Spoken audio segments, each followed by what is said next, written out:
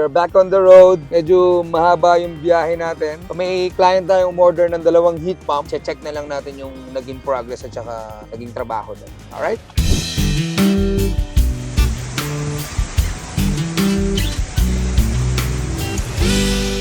Good morning everyone. So andito tayo ngayon sa probinsya ng Benguet. Nakita niyo yung view na dinaanan natin. Grabe, no?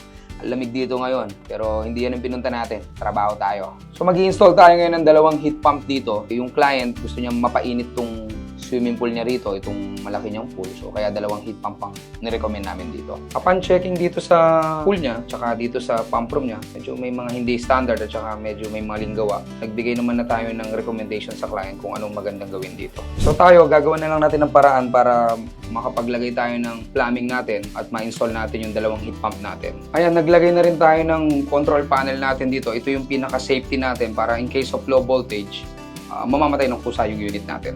Overall, na-install naman natin ng maayos. Nalagyan natin ng bracket sa taas. So, bububungan na lang nila yan for safety para at least makoberan yung mismong heat pump natin. So, ayan, ite-testing na lang natin to. Ngayon, after nito, ite-turn over na natin to.